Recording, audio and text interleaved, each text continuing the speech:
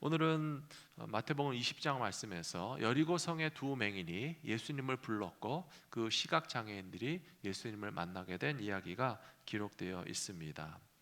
시력이 약해서 앞을 볼 수 없는 고통과 괴로움 혹시 경험해 보신 분들은 아실 텐데요. 근데 정말 완전 시력을 잃어버리신 분들을 한번 생각해 보시기 바랍니다. 완전히 시각을 잃어버리신 분들은 한 걸음 내딛는 것도 조심스럽습니다. 우리는 계단이 있어도 장애물이 있어도 다 보고 계단도 올라가고 내려가고 피할 수 있지만, 그러나 앞을 보지 못하시는 분들은요, 이 캄캄한 주변에 어떤 위험이 내 발을 걸려 넘어지게 할지 몰라서 집안에서조차 조심하실 수밖에 없는 것입니다. 운전 같은 거 상상할 수도 없고요, 일상생활에서도 너무나 불리하고 위험해서 생명조차 위협받는 일이 많이 있습니다. 저희 교회에서 협력하고 있는 선교 기관 가운데 비전 케어라고 하는 그런 단체를 알고 계실 텐데요. 제가 비전 케어의 자료를 보니까 전 세계에서 시각 장애를 가진 사람들은 지금 현재 3억 4천만 명 정도가 된다고 합니다. 그리고 그 3억 4천만 명 중에서 완전 실명 상태에 있는 사람들은 4,300만 명이나 된다고 해요. 그래서 얼마나 세계에서는 많은 사람들이 완전 실명 상태로 살아가고 있는지 그 형편이 참 고통스럽고 괴로울 것이라는 것을 우리가 상상해 볼 수 있겠는데요.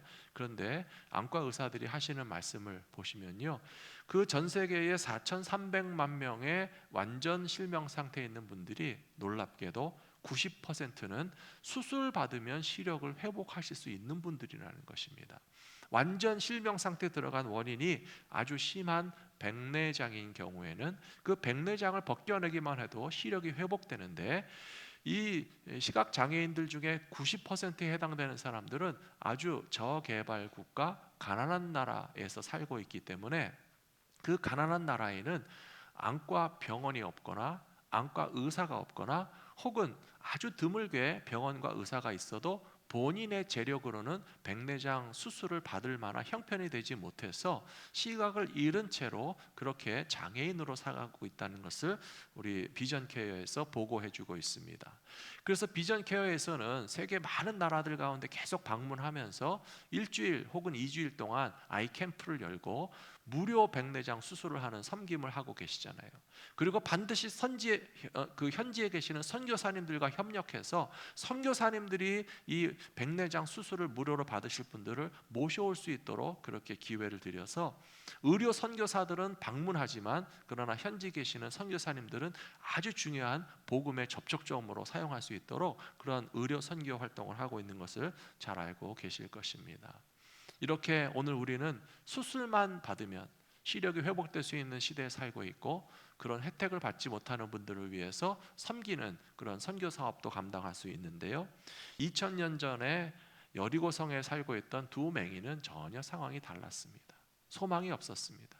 무슨 안과 의사가 있고 무슨 백내장 수술에 대해서 알았겠습니까? 그저 시력을 잃어버렸으면 앞이 캄캄해서 한 치 앞도 볼 수 없는 어둠 가운데 살고 있다가 어떤 소문이 들려오기 시작했습니다. 이들이 살고 있는 여리고성에 나사렛에서 오신 예수님께서 방문하셨다라고 하는 것입니다. 오늘 읽으신 말씀에 보시면요, 누가 뭐라고 했든지 간에 간절한 마음으로 주여 우리를 불쌍히 여기소서 부르짖으면서 예수님에게 다윗의 후손이요라고 그렇게 외치고 있는 것을 볼 수 있습니다. 그리고 그 결과 예수님을 만나게 되었고, 예수님께서 눈까지 뜨게 해주셨다는 이 이야기를 통해서 오늘 저와 여러분들이 여리고성에 살고 있던 두 맹인에게 배울 점이 많이 있어서 이 말씀을 함께 나누기를 원합니다. 첫 번째로 우리가 예수님을 우리 인생 가운데 모셔드리시기 위해서는요, 첫 번째로 예수님을 주님이라고 고백하고 인정할 때에 우리 마음과 인생에 예수님이 찾아오신다는 사실을 알아야 된다는 것입니다. 마태복음 20장 30절에서 맹인이 두 사람이 길가에 앉았다가 예수께서 지나가신다 함을 듣고 소리질러 이르되 주여 우리를 불쌍히 여기소서 다윗의 자손이여, 이렇게 외쳤습니다. 저는 이것을 두 개로 쪼개서 설명을 드리려고 합니다. 하나는 주여 우리를 불쌍히 여기소서라고 외친 부분이고, 또 하나는 예수님에 대해서 다윗의 자손이여 라고 부른 것은 무슨 의미가 있는지를 설명드리려고 합니다. 먼저 예수님을 주님이라고 부르고 있는데요, 우리는 예수님을 항상 주님이라고 고백하고 신앙생활을 해왔기 때문에 어색하지도 않고 이상하지도 않고 그냥 어떻게 보면 너무 습관이 되어서 그냥 형식적으로 주여 주여 하는 경우가 많이 있습니다. 그래서 뭔가 이렇게 뭐 라면을 끓이다가 뜨거운 거를 탁 만졌을 때도 벌써 웃으십니까? 아이고 주여가 나오기도 하고, 뭐 길을 가다가 한 걸음을 헛디뎌도 그냥 나도 모르게 아이고 주여가 나오기도 하는데요, 그냥 그렇게 주님을 찾는 마음이 항상 있는 것은 사실이지만 의미를 생각해 보시자는 거예요. 예수님 시대의 부인은 남편에게 주인이라고 불렀습니다. 종들은 자기 진짜 주인에게 주인이라고 불렀습니다. 주인이 시키는 대로 명령하고 주인의 집에서 종살이하면서 그 사람에게 주님이라고 부를 수밖에 없었습니다. 그리고 당시는 로마 제국의 통치하에 있었기 때문에 로마 제국의 모든 영역 안에 있는 백성들은 로마 황제 시저를 향해서 주님이라고 부를 수밖에 없었습니다. 그런데 로마 황제를 주님이라고 부르지 않고 다른 분을 주님이라고 고백하는 사람들이 등장했기 때문에 오해를 받고 핍박을 받고 고통을 받았지만 바로 그 사람들이 크리스찬들이었습니다. 예수를 믿는 사람들은 시저 황제를 주님이라고 부르지 않았고요, 예수님을 주님으로 부르면서 우리의 진짜 주인과 왕은 예수님밖에 없으시다라고 하는 그런 놀라운 신앙을 가진 사람들이 우리가 가진 기독교의 뿌리에 있다는 사실을 오늘 이 시대에 우리들도 기억할 필요가 있습니다. 사랑하는 성도 여러분, 습관적으로 부르지 마시고 예수님을 진정한 주님으로 고백하실 수 있게 되기를 부탁합니다. 현대인들은 참 고독하고 외롭고 의지할 데가 없습니다. 왜 그럴까 생각해 봤습니다. 그 이유 중에 하나는 현대인들이 다 제각각 자기 인생의 주인을 자기로 삼기 때문이라는 생각이 들었습니다. 어쩌면 자기 인생을 주도적으로 살아가면서 내 인생은 나의 것이다, 내가 나의 주인이다라고 하는 생각은 필요합니다. 그래야 독립적으로 살아가고 자기 인생을 스스로 책임지면서 남에게만 자꾸 의존할 것이 아니라 나는 내 인생의 주인으로서 어떻게 살아갈까 분명히 필요한 점은 있습니다. 그런데 모든 사람들이 다 나 외에 다른 주인을 인정하지 않고요, 그냥 내가 내 인생의 주인이니까 나는 내 마음대로 살겠다는 생각 속에서 살아가고 있기 때문에 현대인들은 그렇게 외롭고 그렇게 고독하고 그렇게 의지할 데가 없고, 내가 내 인생의 주인이라고 하지만 나는 스스로 내 인생조차도 책임질 수 없는 약한 존재라고 하는 사실을 드러내지 못하는 그런 불쌍한 신세가 아닌가라고 하는 생각도 해보면서 우리는 예수님을 주님으로 고백하며 살고 있어서 얼마나 다행인가라고 하는 그 믿음 더욱더 굳게 가지시게 되기를 부탁합니다.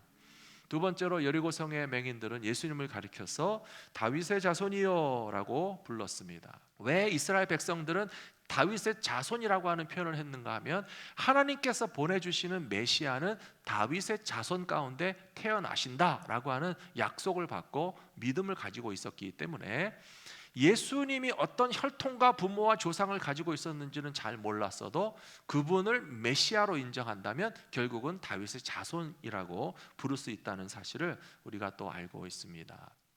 이렇게 여리고성의 두 맹인이 예수님을 불렀습니다. 주여 우리를 불쌍히 여기소서, 다윗의 자손 예수여라고 불렀던 것을 보면서 우리가 기억할 것은 바로 기도의 삶입니다. 두 번째로 왕의 왕이 되시는 예수님께 구할 구체적인 기도의 제목을 품고 살아야 한다라고 하는 것입니다.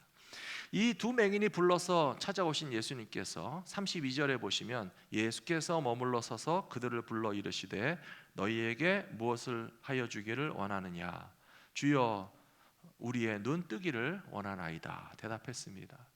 이거 좀 너무나 뻔한 대화 같아 보이지 않습니까? 맹인이 예수님을 불렀습니다. 그럼 예수님은 가셔가지고 묻지도 말고 그냥 맹인의 눈을 탁 뜨게 해주실 수도 있을 것 같은데, 이 맹인들에게 먼저 예수님이 질문하셨습니다. 무엇을 하여 주기를 원하느냐. 그 질문하신 것과 맹인들의 대답을 통해서 우리가 배울 점이 굉장히 많이 있습니다. 사랑하는 성도 여러분, 오늘 우리가 예수님을 만날 수 있다면 여러분들은 무슨 기도를 하기 원하시는지 준비되어 있으십니까? 저는 성도님들을 만나고 신방하고 대화를 나눌 때 종종 기도 제목을 묻습니다. 우리 성도님 무슨 기도 제목을 갖고 계십니까? 제가 같이 기도해 드리고 싶어서 기도의 제목을 묻기도 하지만 제가 질문할 때 여러분들을 조금 테스트하고 있다는 사실을 아셨으면 좋겠어요. 성도님들이 어떤 기도의 제목을 가지고 있는지를 아는 것은 그분들의 믿음의 수준을 말해주는 거예요. 어떤 분들은요, 목사님 뭐 알아서 다 기도해 주세요. 그것도 참 좋은 것 같아 보이지만 제 마음이 조금 아쉽습니다.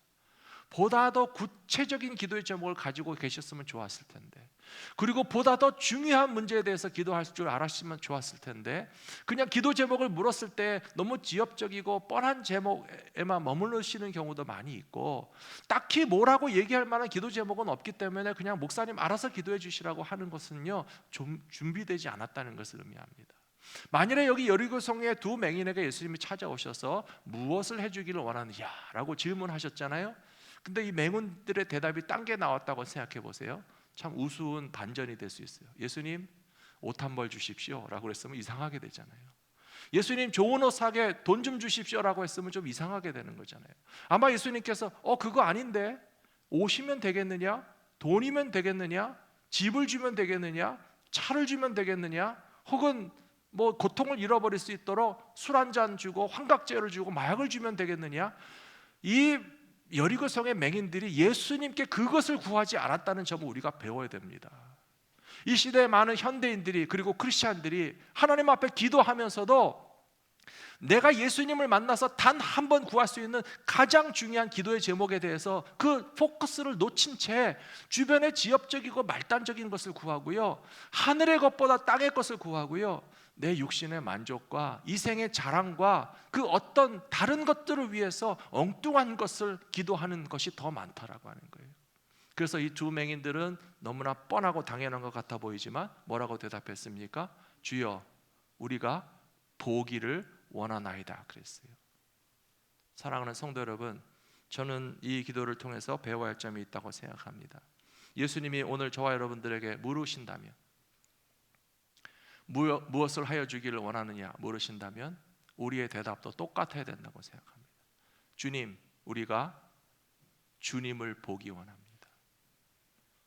사랑하는 성도 여러분, 예수님을 볼 수 있는 영안이 열려지기를 위해서 기도하실 수 있는 우리 갈보리 믿음교회 성도님들 되시기를 축복합니다.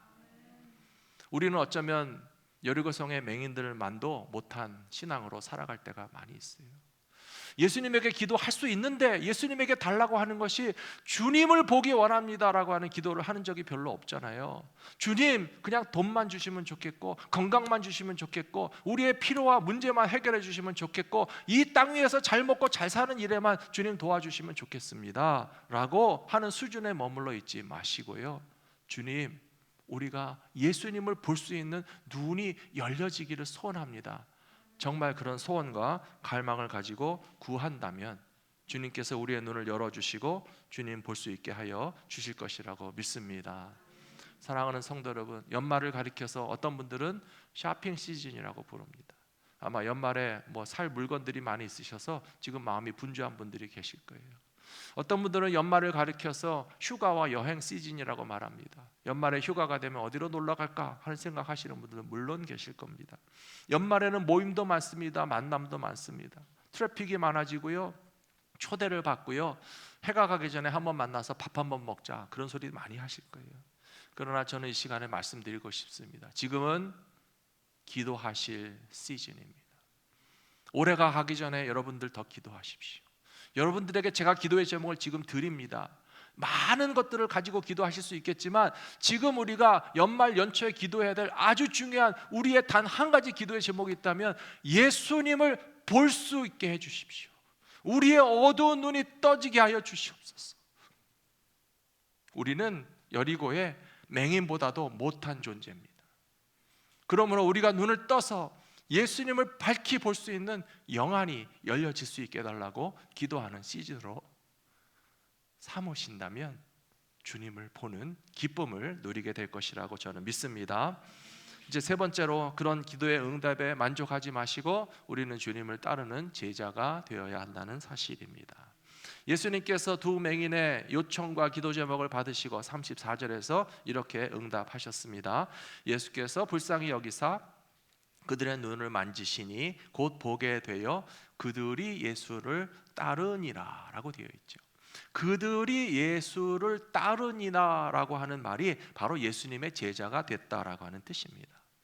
사랑하는 성도 여러분, 많은 사람들이 예수님의 제자가 될 수 있지만 그러나 모든 사람들이 다 예수님의 제자가 되는 것은 아닙니다. 우리는 과연 예수님을 따르는 제자가 되었는지 스스로 점검해 보실 필요가 있겠습니다. 예수님께서는 갈릴리에서부터 예루살렘으로 가시는 동안에 많은 병든 사람을 고쳐주셨습니다. 예수님께서 병 고쳐주신 사람들 가운데서 100%다 제자가 됐느냐 하면 그건 아니었어요. 우리가 알고 있듯이 예수님은 10명이나 되는 문둥병 환자를 고쳐주셨는데 10명의 문둥병 환자가 예수님의 권능으로 고침을 받고 9명은 신나가지고 달려가고 1명만 돌아와서 예수님께 엎드려서 감사하고 어쩌면 그런 사람이 예수님의 제자가 되었을 것이라고 생각합니다. 더욱더 우리가 좀 실망스러운 것은 뭐냐면요, 예수님이 5,000명을 먹이셨잖아요.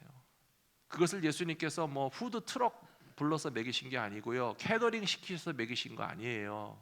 오병이어밖에 아닌데 예수님의 권세와 능력으로서 기적적으로 먹이시는 그 은혜를 체험했던 5,000명의 사람들이 다 어디 가고 그 중에서 몇 사람이나 주님의 제자가 됐느냐라고 하는 사실을 우리가 기억해 볼 필요가 있습니다.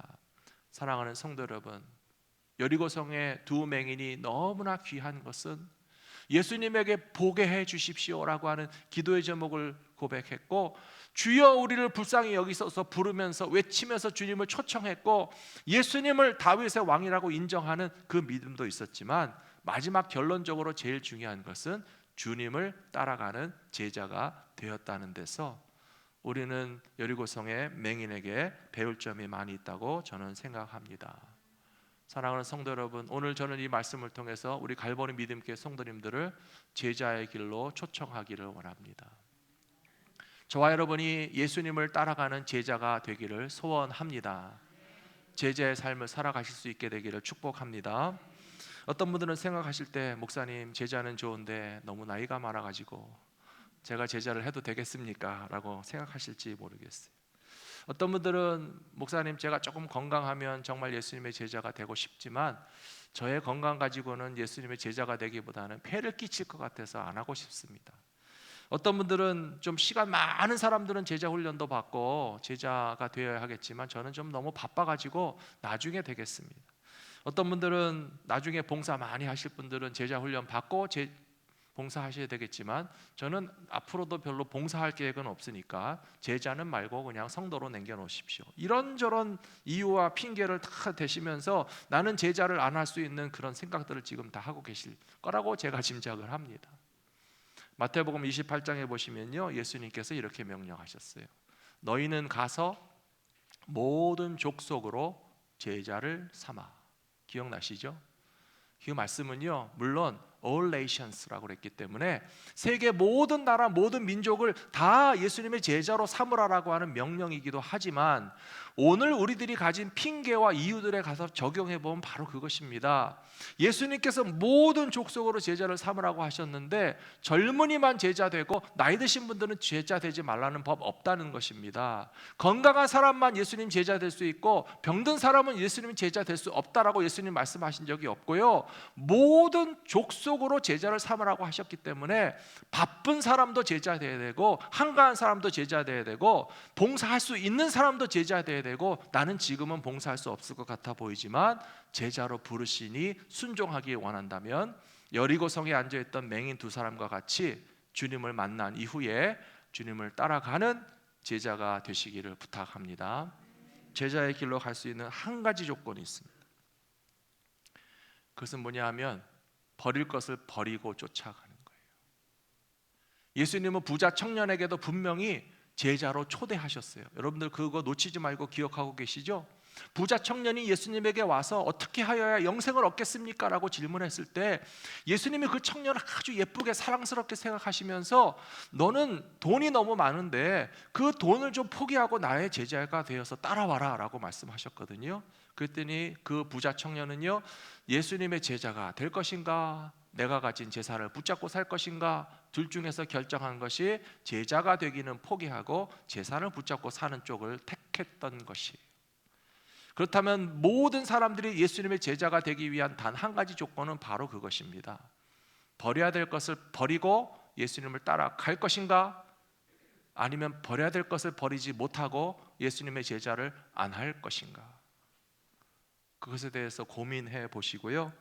나는 과연 무엇을 버리고 예수님의 제자가 되는 길을 따라가야 할지를 결정하실 수 있는 우리 성도님들이 되시기를 부탁드립니다. 저는 지난 몇 주 동안에 그리고 내년 사역을 준비하면서 그런 생각을 했습니다. 내년에 2022년에 수요 기도회에는 제자 훈련의 기회로 삼아야 되겠다는 생각을 하고 있습니다. 우리 부목사님들께서 돌아가면서 말씀을 전해주시는 것도 너무 고맙고, 저도 배우고 또 저도 이렇게 좀 말씀을 준비하는 부담을 덜고 하는 장점이 있었지만, 제가 생각해 보니까 우리 갈보리 믿음교회 성도님들에게 아주 필요한 것 중에 하나가 좀 제자로서 훈련을 받는 일이 필요하신 것 같아요. 그래서 일단 연초부터 제가 수요 기도회는 제자 훈련에 관한 말씀으로 또 강의식으로 진행하려고 하는데요. 한번 결정해 보셨으면 좋겠어요. 내가 수요일 저녁 다른 걸 포기하고 우리 교회 제자 훈련을 한번 받아볼까? 라고 하는 마음을 가지고 실천해 보시고요. 부자 청년은 자기의 가진 재산과 재물에 대한 관심과 사랑과 애착과 의지하는 마음이 더 크니까 예수님께서 제자로 따라오라고 하시는 것을 거절하고 자기가 의지하고 사랑하고 만족스러워하는 재물을 포기하지 못함으로 제자가 되지 못하지 않았습니까? 도저히 몸으로는 교회 나오지 못하셔도 생방송으로 중계되는 예배를 보시면서 나는 정말 무엇을 버리고 예수님을 따라갈까? 무엇을 포기하고 예수님의 제자가 될까? 한번 결단해 보시기 바랍니다. 마태복음 9장 9절에 보시면 이런 말씀이 있습니다. 예수께서 그곳을 떠나 지나가시다가 마테라 하는 사람이 세관에 앉아 있는 것을 보시고 이르시되 나를 따르라 하시니 일어나 따르니라. 예수님을 따라가는 것이 제자라고 말씀드렸죠. 마태가 예수님의 제자가 되기 전에는 가진 직업이 세관의 세리였습니다. 그 예수님 시대의 세리는 뭐 하는 사람들이 잘 아시죠? 텍스 컬렉터예요. 이 사람은 삭개오 같은 고위직의 세리는 아니지만 하급 직원이었다 할지라도 적어도 이 세관에서 세금을 거두는 세리는 굉장히 안정적인 직업입니다. 로마 제국이 보장합니다. 자기 나라 사람들에게 욕 먹을지 몰라도 그런 거 있잖아요. 왜 욕을 먹더라도 돈만 많이 벌면 됐지, 고생해서라도 뭐같이 벌어서 뭐같이 쓰겠다고.